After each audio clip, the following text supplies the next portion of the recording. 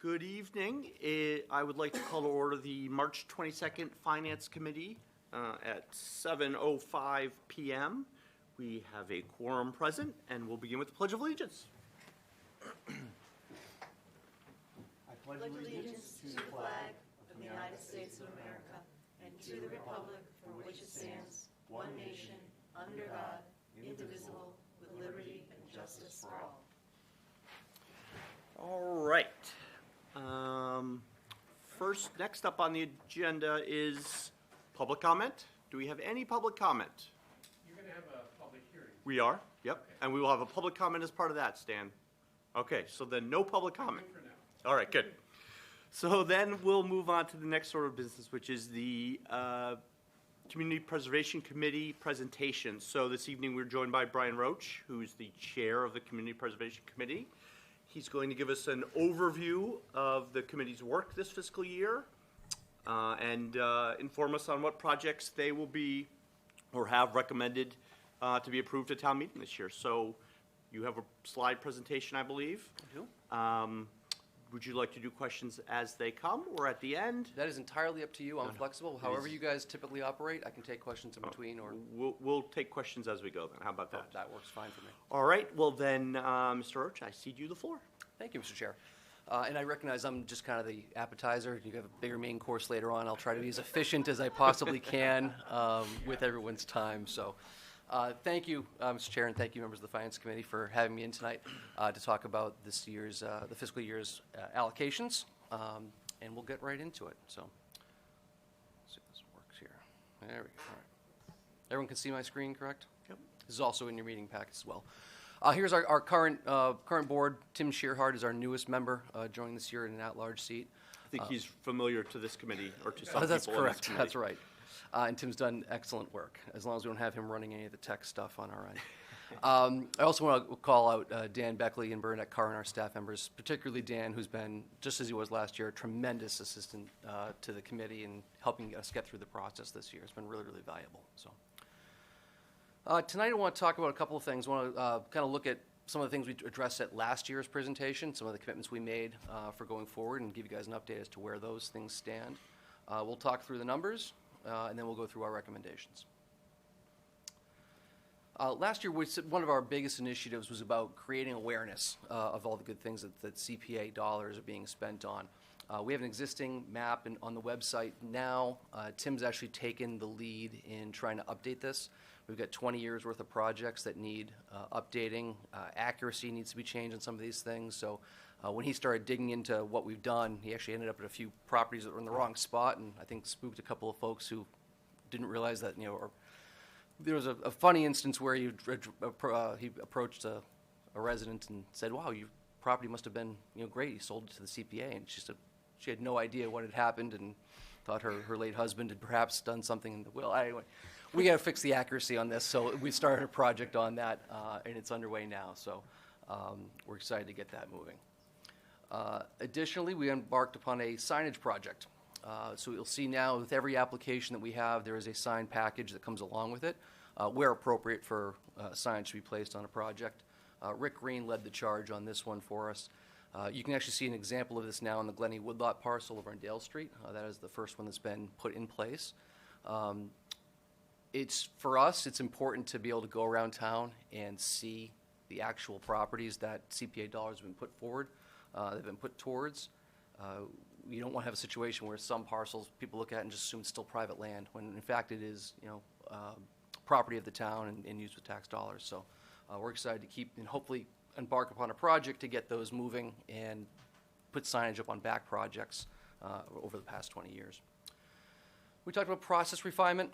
As I said to the committee and others, every meeting is an opportunity to do better and to continue to document our process and work through a process that is in line with the goals of CPA and that we can stand behind when we're making our recommendations.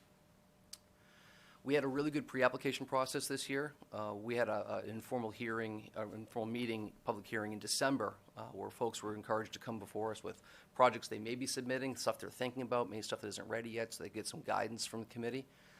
And I think it yielded a better process, even if some of these projects didn't, or some of those discussions didn't yield actual applications. I think it was a really, really helpful process working with some of these applicants. Quick question. Yeah. Is that something you think you're going to plan to do every year? Absolutely. Oh, that's Yeah. wonderful. Yeah. And I think prior to my years in the committee, I think we tried to do it in the past. I think it's been held at the Stevens Estate or other places, and it really hasn't been well attended. Every seat here was full for that meeting. I was really, I think that's amazing. yeah. That's a great step, and I'm glad so many people came. So. yeah, we were really happy to have that as well. And and we'll do as many of those meetings as there's demand for, frankly, to improve, the application process. So. That's great. Thank you. Another thing we committed to in our discussions last year is about increasing communication with various stakeholders. Obviously, we work closely with all the different boards, with this board, close with the select board. I think we want to improve upon communication with all of the other committees in town, make sure that priorities are set and that we're helping to seek and approve projects that are in everyone's goals and everyone's master plan. So moving on to the numbers.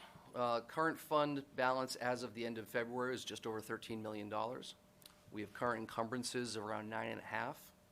Those are, I think everyone understands where these are tied up, $6 million in the middle school fields. Yeah. So, yeah, could I ask a quick question on that? So, as I live close to the middle school, I'm acutely aware that no construction has begun on that. That's correct. I understand there's been some lawsuits, and I don't know where those reside presently, but my question is, how long do you typically hold funds in encumbrance, and how long have you guys talked about how long you might hold over $6 million in encumbrance? Because I realize that's an awful lot. Sure, it absolutely is. I mean, half the current fund at this point. I think it's a great question. I appreciate it. I guess in a matter of a general sense, it's a case-by-case situation, Gotcha. right? We're not, so as we get through the rest of these numbers, I don't feel that we're in a situation where that encumbrance is hindering us from doing anything currently. Gotcha. If it were, we'd probably have a different conversation. Speaking on that project specifically, without getting into too many details, it seems to be moving in the right direction. Great. So I think we'd be inclined to say, yeah, we're going to continue to move ahead with that. Good. So it's just a case-by-case. Case-by-case basis. There's nothing statutorily that we have to, and we have closed out projects in the past where things had been setting aside. So, Perfect. Thank you. yep. And there's also, I think you'd see, particularly in the affordable housing portion of this, the encumbrance is fairly large. COVID was a big factor in delaying some of those projects. So we typically wouldn't see this much in current encumbrances. Moving on to the revenue side of things, we're anticipating another about $3 million plus coming into the fund, which will get us about $6.5 million available for projects for this year. We are only appropriating about just under $700,000 in applications, so we have actually a healthy cash on hand for future projects. In some of our discussions, we are anticipating some more substantial projects coming in the years ahead, so it's actually we don't feel it's a bad situation to be in to have that war chest rebuilt a little bit for when those projects come up. Any questions on any of the numbers? Did I get them all right? Just a quick question. That 667 is, I think, much smaller than normal. I'm just curious. Do you track that at all, or In terms of how much we get each year? yeah, or how much you spend each year? And I just I have it in last year's presentation when we looked at Gotcha. it for 20 years. I did think not. that's what I was thinking of. Yeah. Then, yeah. I did not include it as a part of Yeah, this no year's. worries. I was just curious. But it is something we should continue to track, and I think, as you know, we're kind of beholden to the applications that come before us. Yeah. And where the various groups may be in their cycle, whether a piece of property happens to come on the market, Right. or there's a housing project, as you'll talk about in here, that maybe the timing is just right for it. So it's going to fluctuate. Yep. What I think I like to look at as we get into some of these applications, we'll see is we try to be balanced in it, and I'll talk about that after we Great. talk about what we're recommending. So. I have a question. Is there a statutory requirement that a certain, I thought I remembered reading this somewhere, but maybe not, a certain percent of the balance has to be spent each year or something like that? It's not that it has to be spent, it has to be either spent or allocated and held in reserve. So we're in that situation this year where we did not meet, so of the 3.1 million or so that is available to be distributed, 10% needs to be in each of the categories for open space and recreation, affordable housing, and historic preservation. So if you don't have applications or allocations that meet that level, you hold it in reserve in the fund so that when you make future allocations, that's the first drawdown of that. So it's always kind of held in escrow, and that's accounted for the town. So But there's no requirement to spend a certain amount per year? there is not. No, you just have to have it set aside. But it's a good point that we should, as we get into this a little bit, we'll talk about where we may be behind in our balance. That there may be ways to, if we have something left over, let's set it, move it towards other initiatives that maybe don't have project specific. It's what we've done with the Affordable Housing Trust every year, and we'll talk about that a little more. Any other questions? Great. So this year we received applications on 10 projects that were totaling just over $5.7 million, not including our $50,000 administrative allocation. As you see, about 80% of that was in a single land acquisition application. We elected to fully move forward with 7 of the applications, 1 application at a reduced amount, and 2 of the applications the committee did not elect to move forward with.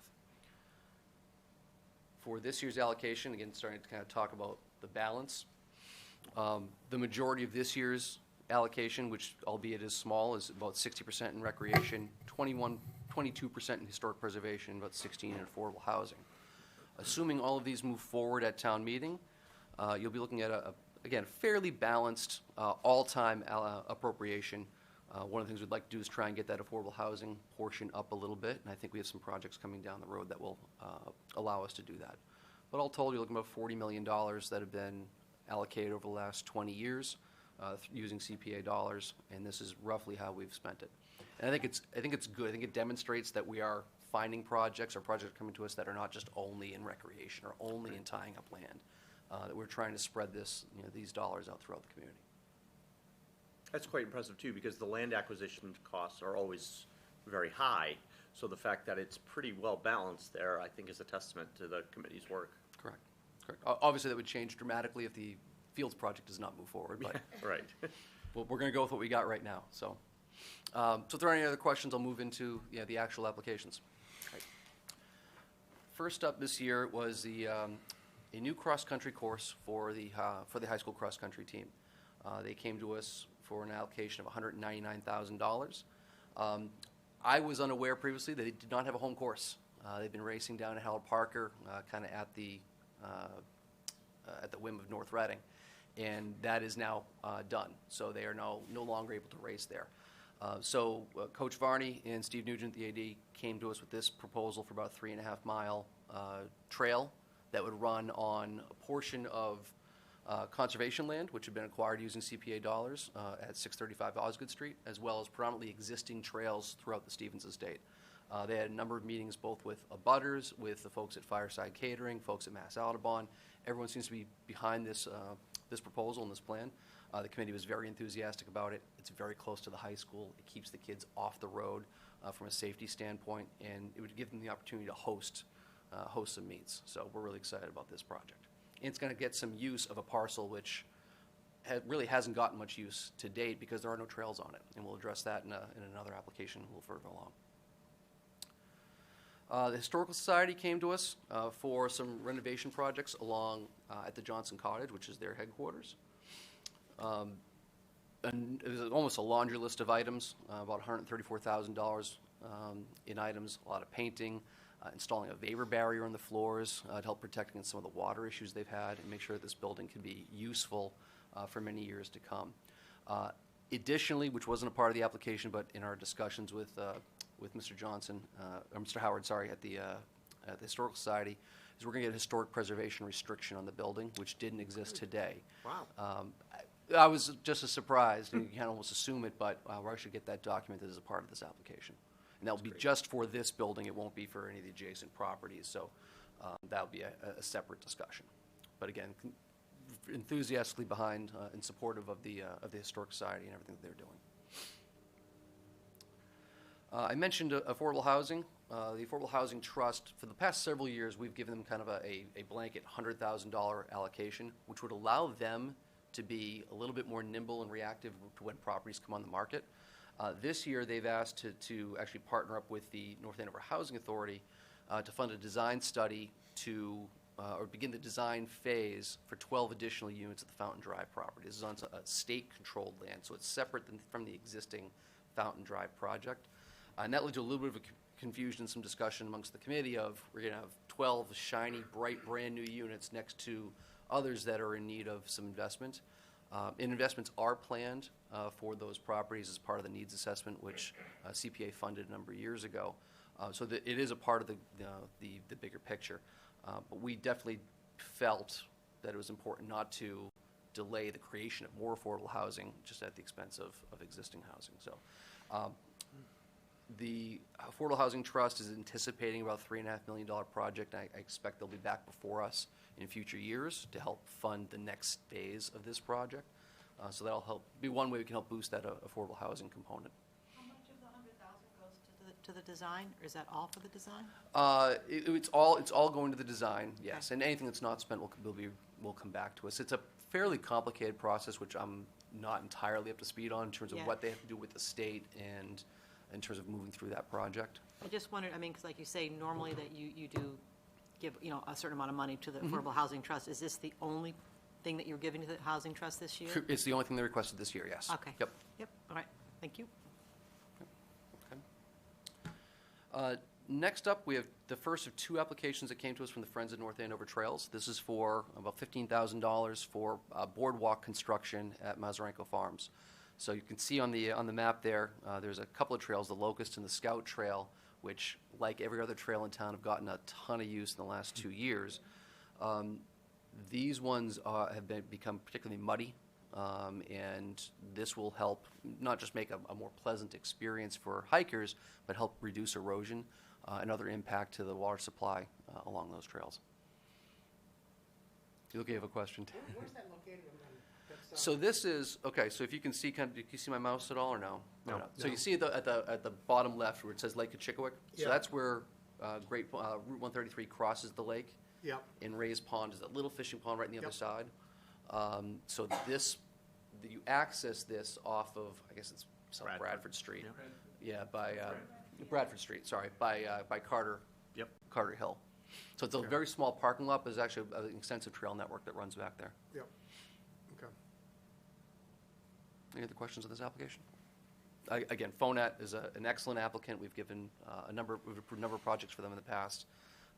Most of the money that they request is strictly for materials, and everything else is sweat equity. I think they said this is going to be about 400 hours of labor to get this one done, so. Yeah, one second. Gotta find some Eagle Scouts to help them. Right? Every time. The second application that came in from Fonat was a little more modest, only $1,100. And this is for 2 new footbridges on the property at 635 Osgood Street that I referenced as part of the cross-country program. This project is not contingent upon, the cross-country project is not contingent upon this project, because they're going to keep, if you'll see where the arrows are pointing there's an intermittent stream that runs through the middle of that property. The cross-country team is going to stay all to the east of that. So that's not necessary, but beyond just the cross-country program, this is a really nice parcel that the town acquired in 2012, I believe. Part of the rationale for acquiring this was to not only prevent development, but to protect scenic vistas and for passive recreation. Since then, it has not been used for that because there are no trails. So it's hard to enjoy the vista if you're not up there on the trail. So that's what this would be creating. Some of the abutters, you can see the 4 homes that are directly adjacent to that to the left, have expressed some concerns about the excessive usage on this. I know both the folks at Fonat, the cross-country team, have all met with some of the abutters and I think addressed some of their concerns. One of the abutter did come to us and express his concerns as well. So we're aware of that, and one thing we know is that Fonat's a great neighbor, and they're going to do what they can to accommodate. But we're very excited to see this parcel getting some use. Next, the folks from the Stevens Memorial Library came to us for a planning and design study for use of the north lawn, which is what you can see right there in the photo. This area is kind of somewhat underutilized as is today. It's just a lawn.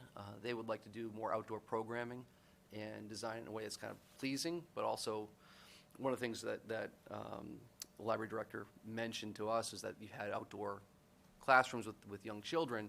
There's not a lot to keep them corralled, so they can be going in either direction. So a planning and design study would hopefully address something like that, as well as have neighborhood outreach, because I know neighbors have expressed some concerns about this becoming a hangout spot. One of the things I was unaware of is that actually the Wi-Fi from when the library gets used, you'll see people parked along Green Street right to the point where the Wi-Fi network cuts out. So that's one of the things that they'll address as a part of their I was stunned to hear that. So neighbors don't want it to become a hangout. They don't want it to be a late night hangout or anything like that. So that's all of what this planning and design study is intended to address. So I gotta say, I live on Green Street. It took me a little while to figure out that's what they were doing, like taking the dog for a walk at night, and people are sitting there, and I'm like, what is going on? yeah. So Literally, there are mechanisms you can put a timer on it, turn it off at under non-hour, non-library hours. But yeah, I was surprised myself. So. Next up is on Wire Hill. Both the planning department and the trustees of reservations came to us to address some concerns they have with the current entrance to the trail. You may recall last year we funded a gateway project that is just on the other side of the railroad easement for this. Was create a more welcoming entrance to this particular property.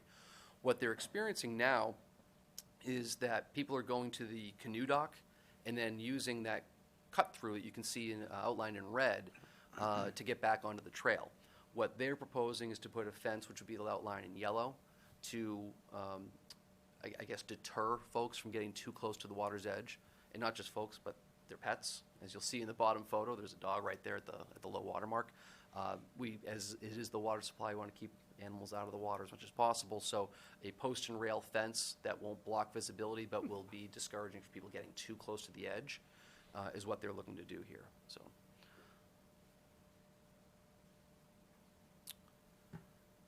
And next up, we had a resident come before us, Ted Kelly, in conjunction with the DPW, for $155,000 for repair of the existing boat ramp. So this is a little further up from where we were pointing on Mazarenko Farms, get a little closer to Butcher Boy. There's a boat ramp there, which is currently used.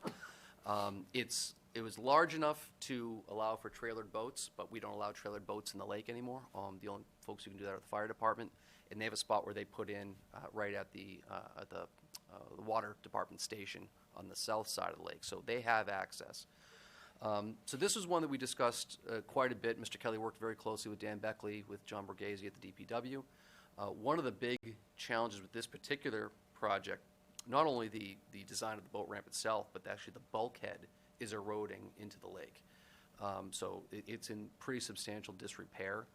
There's already a DPW project further down 133. It's starting to address that. So our thought was maybe we could be able to tie those two together and focus just on a solution for the boat ramp. When Mr. Kelly came to us for $155,000, just by kind of from a rough math standpoint, design and permitting costs are typically 15% of your total project. Are we building $1 million boat ramp that can't handle trailers? That was part of our concerns. We want to make sure we get a better understanding what those costs are. So what the committee elected to do was actually fund the first 3 of the 5 phases that Mr. Kelly had requested, excluding the permitting and I think construction bid process, and say focus instead on design, on design study. And let's figure out what can be built here, what's feasible to be built here, what should get better handled, what it should be. Are you doing steps? Are you better off doing a dock, even though docks aren't allowed? Is there another solution to allow folks to be out there and use the lake? So we approved it at $89,300, which for the first 3 phases. Do we only allow like kayaks and canoes in the lake? Kayaks, canoes, and I believe you can use electric motors as Right. well. So if you had a 10-foot boat, you'd have to park your car and carry it in. You wouldn't be able to. You can't come in on a trailer, correct? Yeah, yeah. I didn't So- know that.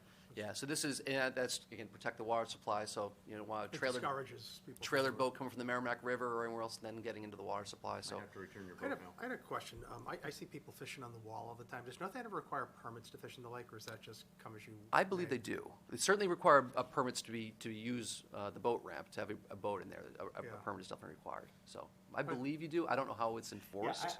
I don't think Brian's the right person to ask that question. Yeah. It's a fair point. I probably should have just, Yeah, I'm trying to be helpful. I know you are. You're Yeah, good. I was thinking it's a pretty big thing in New Hampshire, and it's enforced, and it makes a lot of money. The permits are very, very expensive. Well, and we I did. didn't know if we did that. I was thinking revenue, but that wouldn't be your revenue, you're right. No, and it's fair. What we did as a part of our due diligence on this, we reached out to Peter Boynton, the harbor master, to get his thoughts on this. And he definitely had concerns about if we create a nice industrial boat ramp that people, that he's got an enforcement problem. Right. And they want to actually kind of discourage somewhat, more activity in the lake. And my point to that, and the committee's point was, if you want to discourage use of the lake, change the rules on use of the lake. Yeah. But if we're going to have a boat ramp, let's have it be safe and usable. So, any other questions on this one?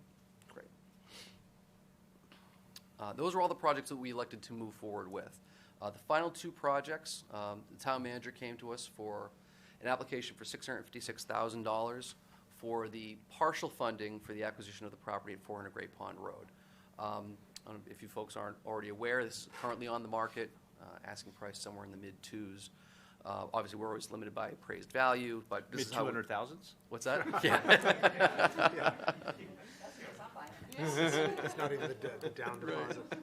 So this property will appear elsewhere. My understanding is elsewhere on the town meeting warrant. I think there are other solutions for them. So the reason that the town is interested in trying to acquire this property, it is a historic structure, but it is in the lake. It's not at the edge of the lake. That is actually in the lake. So when the water rises, and I haven't been in the basement, but I've heard enough horror stories from Melissa that you'll have the water right there at the stairs. And the structure being in the lake reduces the town's ability to manage the water. We could, in theory, get an extra foot of water, which is a month's worth of summer water usage. But we can't do that with this building there.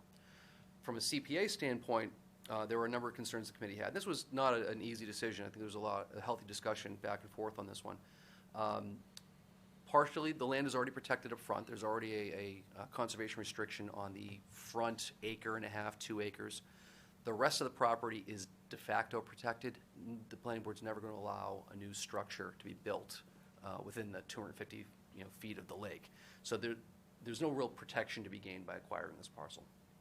It's also deemed somewhat historic. It's the Sutton Boathouse is what it was originally called. And in order to raise the lake, you need to move the house.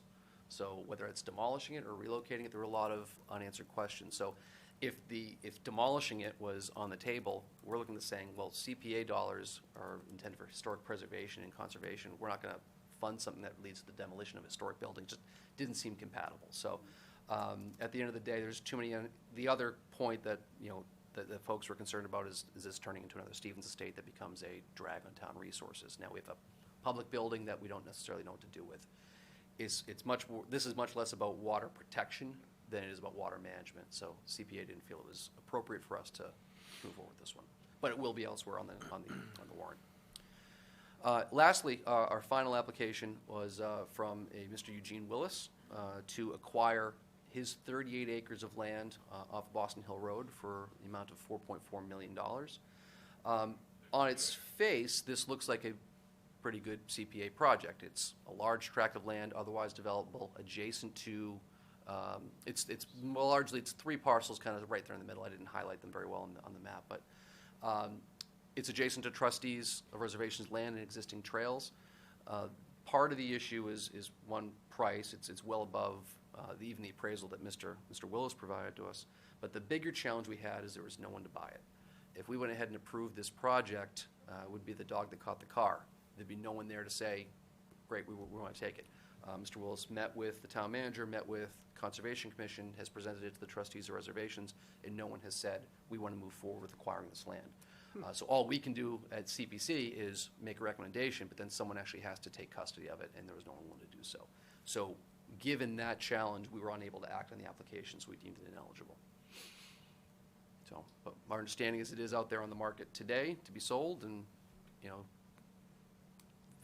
it varies in terms of what folks think can happen with it, whether it's 190 plus units of residential. We're not sure, but there's no way that we could act on it tonight. So those are all of our applications. Again, just under $700,000 that we're electing to move forward with. Okay. Anybody have any questions for Mr. Roach? I think that was a pretty extensive and fantastic presentation, so thank you for that. Thank you. I don't see any questions, so I'll let you guys get on with your night. all right. Thank you, Thank you sir. very much. Thank you. Appreciate it.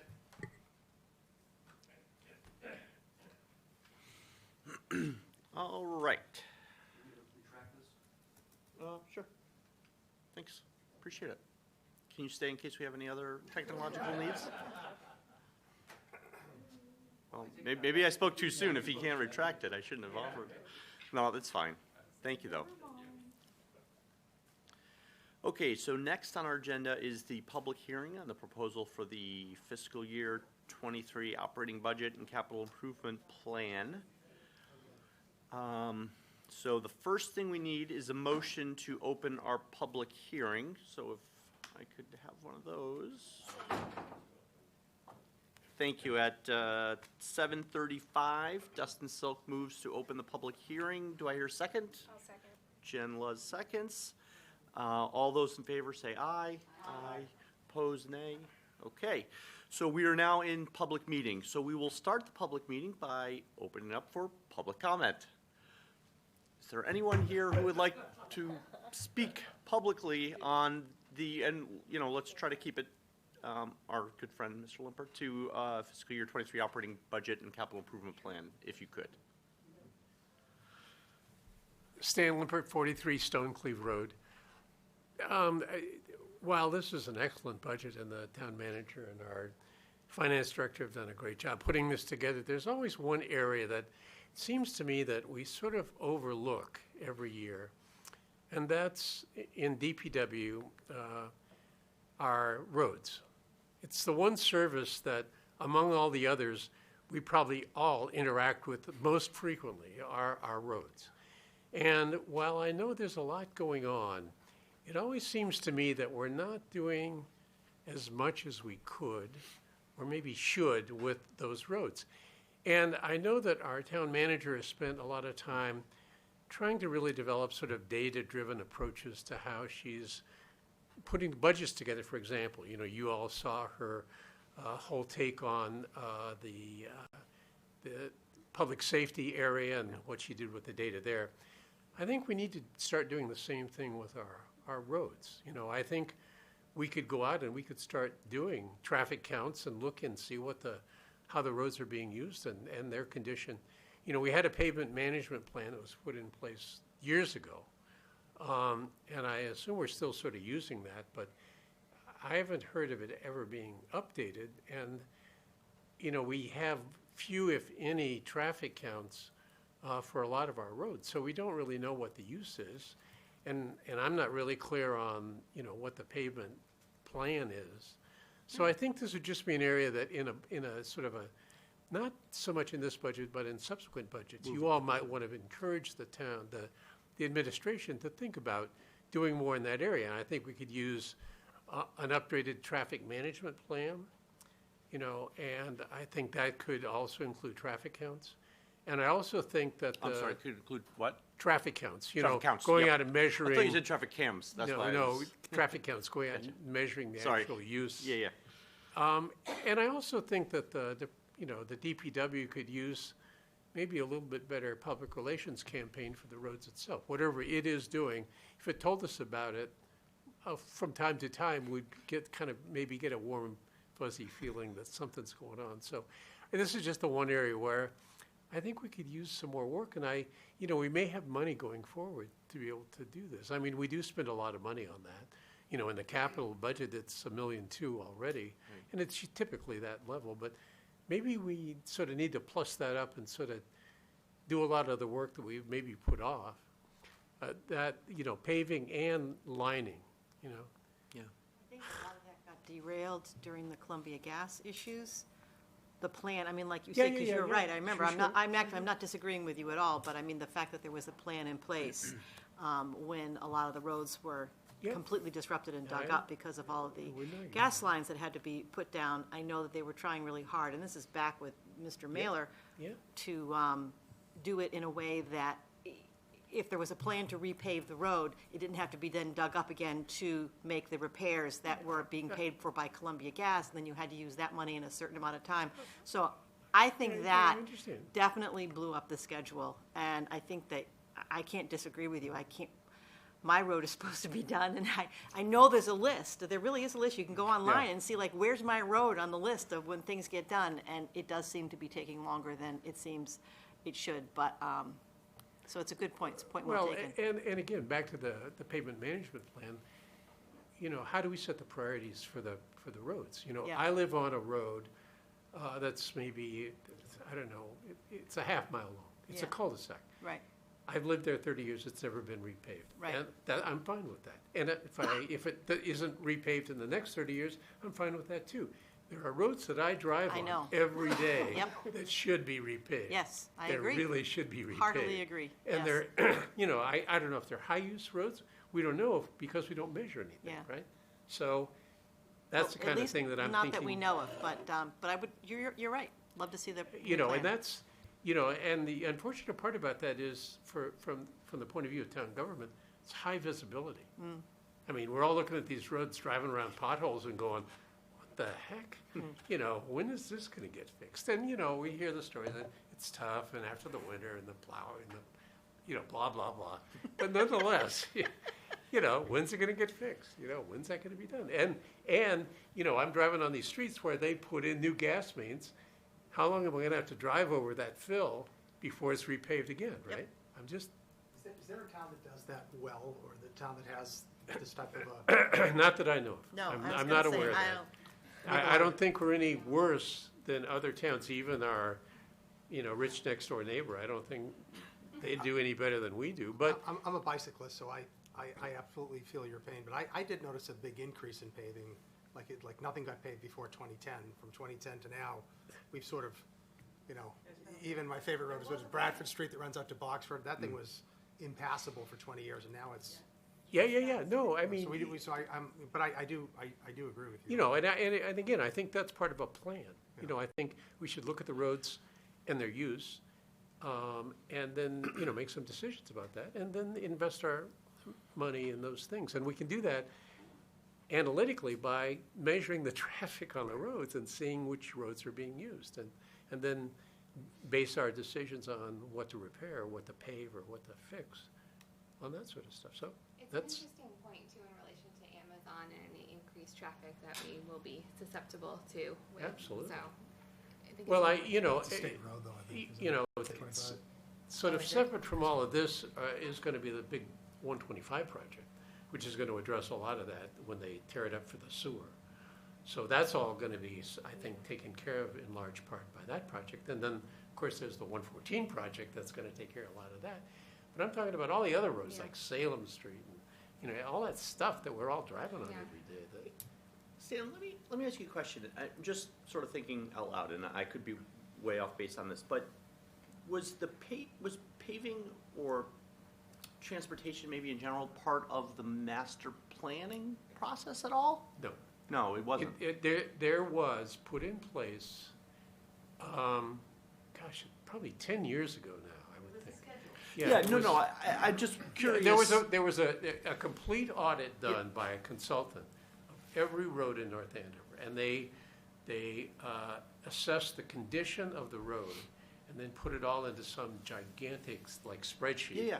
And sort of tried to phase all the. Well, I think it's a great idea. I was just curious, given your role on the master plan implementation It committee, I was not. was just wondering if it was not part of that. It Ma- wasn't, There okay. are tabs in the master plan that tangentially relate to this, like, safe streets and the sidewalk Yeah. projects and everything, but not specifically specific. this sort of town-wide pavement management and Yeah. repaving kind of process. And, there's a lot of other things that could be included in that. Could be, access for bikes out country, there could be more sidewalk, but I'm talking specifically about just paving the roads that we've got. Yeah, I was under the impression that we had everything fed into a schedule, and that. There, like, your street it's would come up funny, every 30 years.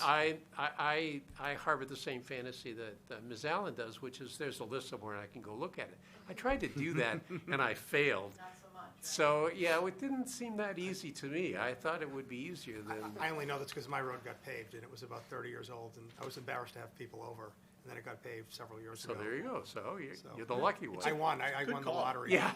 Every blind squirrel gets a nut, apparently. Well, I hope there's a lot of traffic on it to justify that, right? I live in a street like yours, it's a Yeah. cul-de-sac.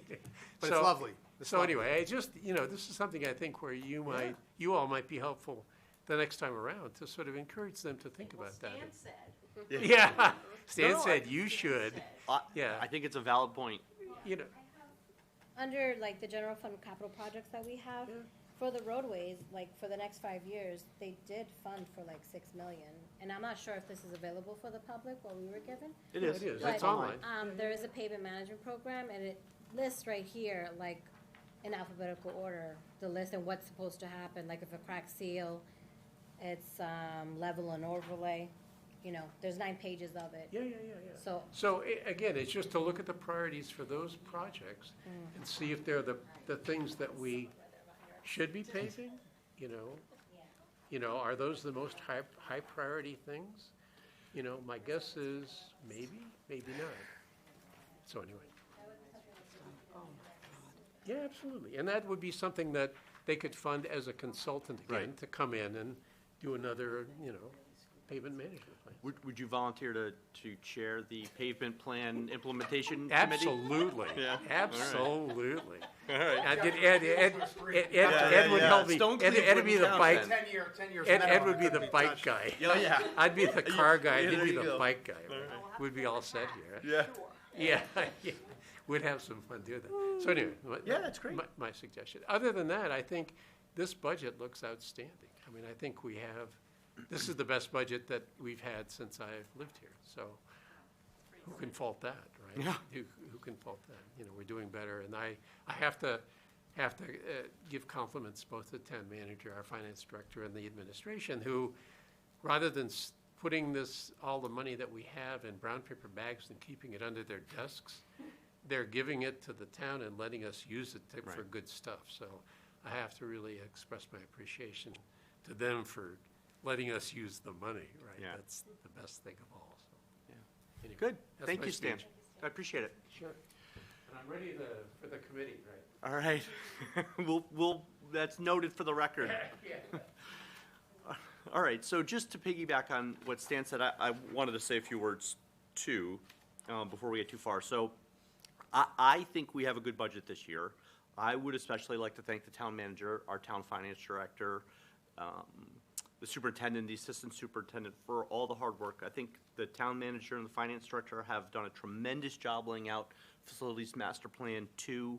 And while it doesn't get us everything we want as quickly as we want, I think it lays out a financially prudent path to some major upgrades here in town that I think we could all be proud of. And, you know, sort of depending on what comes down the road in the next few years, the plan is set up to be flexible, you know, and have the least amount of impact on taxpayers. You know, I think that's something I think we should all be proud of. I do think it's worth noting that the select board approved a development agreement with Merrimack College and the proponents of a proposed mixed-use redevelopment of Royal Crest property. The agreements, which will go into effect if a proposed zoning overlay that enables the Royal Crest project to move forward is approved at town meeting, but it includes at least $9 million in funding for future years for more projects.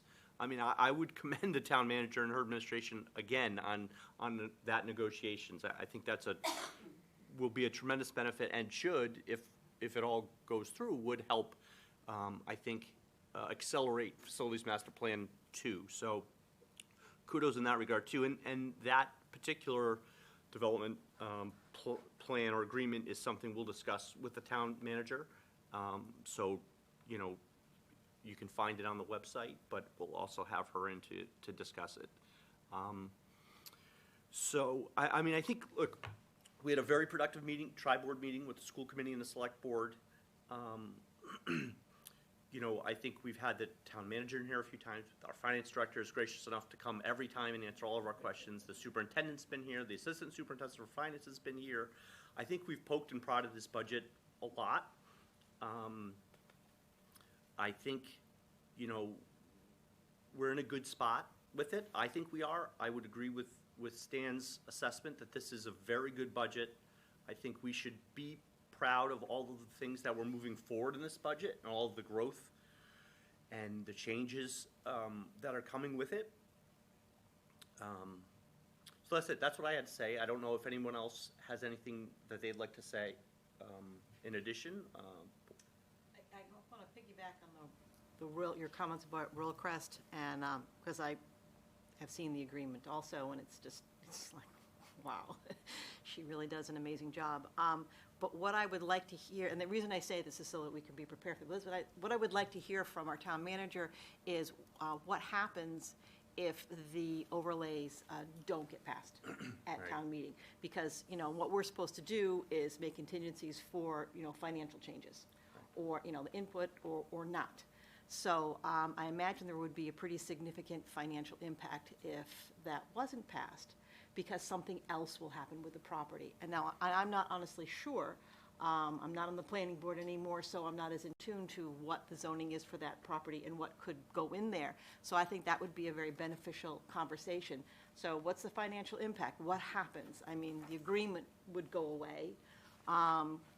If, just spitballing here a little bit, if Merrimack College bought the property, they could fill it full of classrooms and dorms, and there would be no benefit to the town as financially, because they don't pay taxes. Now, that's just one, I don't think that that's going to happen, but nevertheless, that is an impact. So I would love to have that kind of discussion with our town manager as to, so everybody's very clear about why the agreement is really good, and if people are feeling queasy about what's going on at Royal Crest, well, these are probably the alternatives to Royal Crest. Yep. So, and the other thing is the having this money come in also greatly accelerates the school renovations, particularly the Franklin School. So that's a huge plus for the extra funds coming in. Yeah. That's it. Okay, thanks, Chris. Jen? No, Oh, okay, sorry. I thought you were giving me I have something to say. No, I just agree with what Chris says. I don't have, as someone who hasn't been following as closely on the Royal Crest piece of it, I'm looking forward to that presentation and certainly want to understand the financial impacts and when those would hit. You just said $9 million. I don't have any understanding at all of when that $9 million comes online, and I'm sure that will all be part of Melissa's presentation. Yeah, there actually is a very good spreadsheet that's out on the website, and I'll make sure Jillian puts it in our folders so that everyone can see it if you haven't seen it, but it clearly delineates all of the money and which projects they're gone to. I think Lynn and Melissa have done a tremendous job laying it out there, so it's pretty I'm sure it is. pretty easy to follow, yeah. Excellent. But back to this year's budget, I have to agree. It's really well done and very impressive. And thank you, Lynn, and everyone for the hard work on it. Well, don't say that publicly, Lynn. She's not here. There you go. Anyone else? No, just that I agree. I like how the budget was done, and it's very clear. And, like, I'm not left with any questions. It's like all right here. Yeah. Good. I appreciate that. Good, okay. All right, well then, hearing no other discussion, I guess I would like to entertain a motion with regard to the fiscal year '23 operating budget. Yes? Do you want to close the public hearing first? Oh, you're right, yeah, thank you, good point. So, first, I'd like to entertain a motion to close the public hearing. Can I get one of those? I move that we close the public hearing. Thanks. At 7:53, Nancy moves that we close the public hearing. Second. Seconded by Chris Allen. All those in favor, please say aye. Aye. And opposed? Aye. We have now closed the public hearing. Next on the agenda is a motion with regard to the fiscal year '23 operating budget. And once we get that motion, if it is the motion I think it would be, I would just remind people that a yes vote would be a favorable recommendation and a no vote would be an unfavorable recommendation. So no. What exactly does the motion need to be? 'Cause if you give me the words, I can make it. The words would be, a motion to favorably endorse the fiscal year '23 operating budget.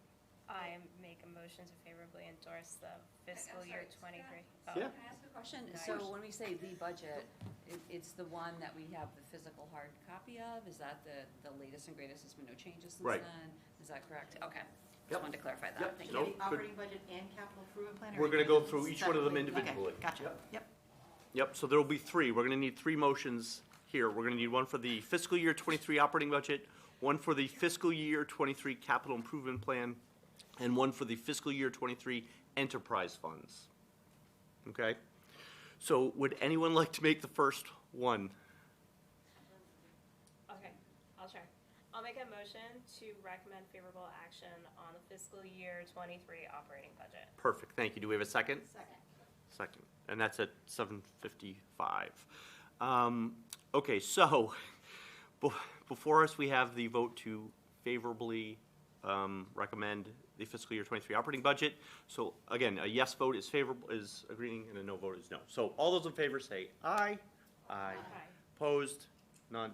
Okay, so that passes. So next, we need a motion on the fiscal year 23 capital improvement plan, same language. I will make a motion to recommend favorable action on the fiscal year 23 capital improvement plan. Thank you, Jen. Do we have a second? Seconded by Dustin, thank you.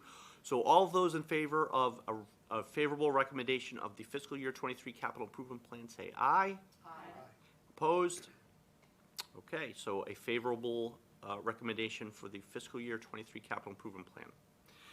And now the last one. Could I please have a motion for the fiscal year 23 enterprise funds? Just enterprise funds budget. Yes. Yes.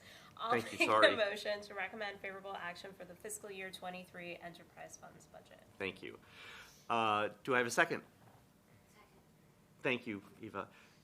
So all of those in favor of a favorable recommendation of the fiscal year 23 enterprise funds, say aye. Aye. Any opposed? Okay, great. The ayes have it, so we will recommend a favorable recommendation for the fiscal year 23 enterprise funds. Okay. Excellent. Thank you all very, very much. I know that was a little painful, and I apologize. I think that was my doing. So, so next, I would like to, in your packet is the minutes for the March 16th, 2022 meeting. If anybody's had a chance to look over those, or if you haven't, could you do that now? And then I'd entertain a motion on those. Thank you, Lynn.